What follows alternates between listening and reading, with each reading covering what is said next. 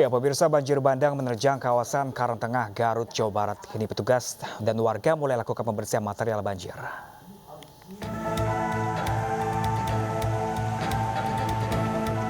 Pasca banjir kemarin sore, petugas gabungan lakukan pembersihan material batu yang menghalangi jalan akibat terjangan banjir bandang di Kecamatan Karangtengah.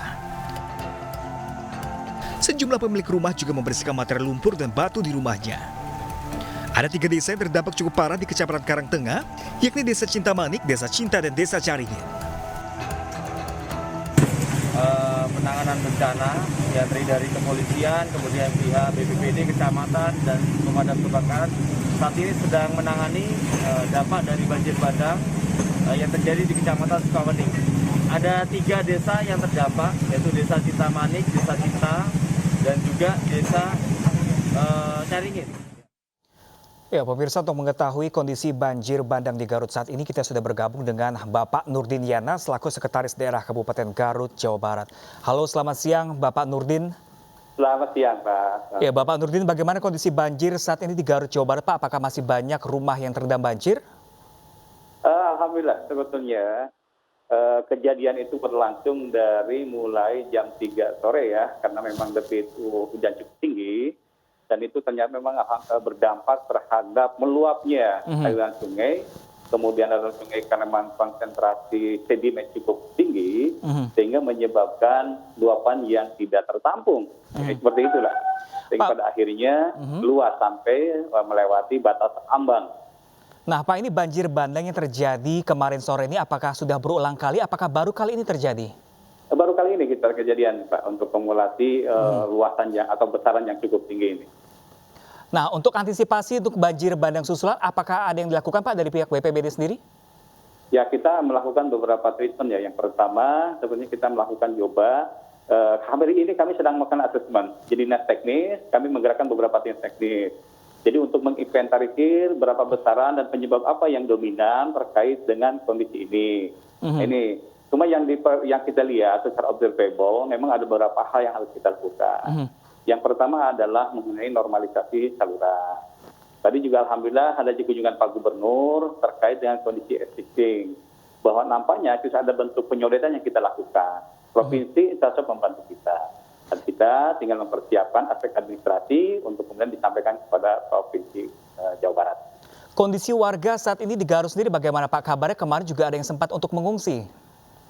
Ya, alhamdulillah sebetulnya malam itu mengungsi hanya untuk lingkup di wilayah saudaranya masing-masing. Kalaupun ada di konsentrasi titik, alhamdulillah ini sudah kembali kepada rumah.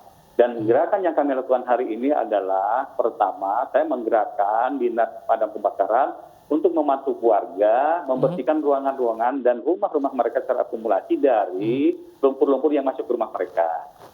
Kalau yang kondisi, kedua, silakan, ya, Pak, silakan, Pak. Yang kedua, saya juga menggerakkan teman-teman dinas PUPR, karena jujur existing hari ini banyak material longsoran yang memang terkonsentrasi depan rumah masing-masing. Oke. Dan inilah yang akan kami lakukan dengan menggunakan alat berat yang kita miliki, Pak. Oke, baik. Terima kasih banyak Pak Nurdin Yana selaku Sekretaris BPBD Garut, Jawa Barat. Semoga kita berharap semoga musibah di Garut ini tidak kembali terjadi. Terima kasih, Bapak.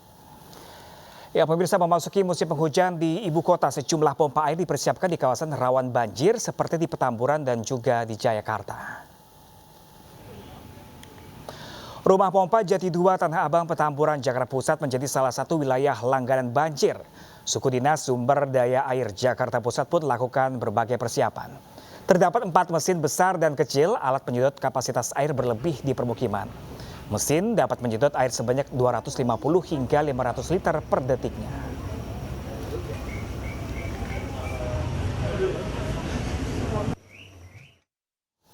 Sementara pemirsa, bagaimana persiapan dan kondisi pintu air di pompa air Pangeran Jayakarta? Sudah bersama kami rekan Daneswara di sana.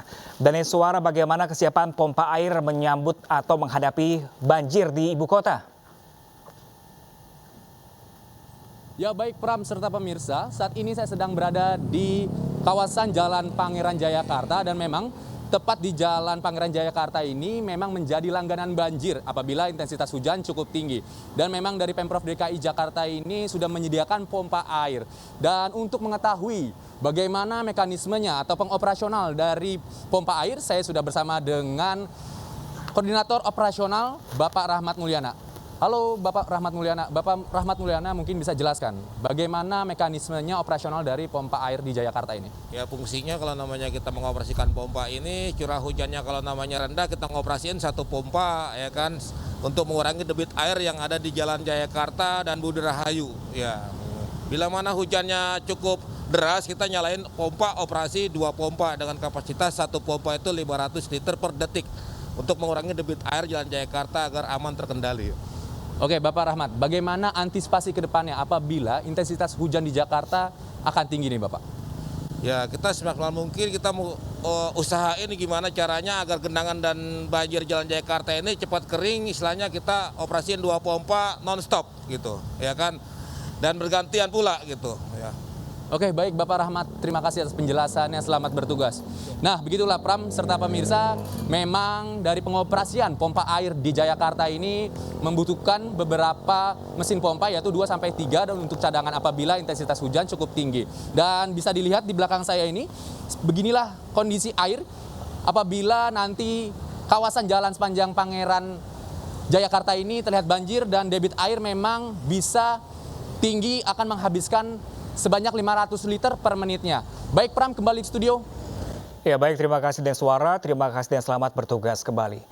Pemirsa, ratusan warga berebut membeli roti diskonan di Sumeneb, Jawa Timur. Selengkapnya sesaat lagi, tetaplah bersama kami.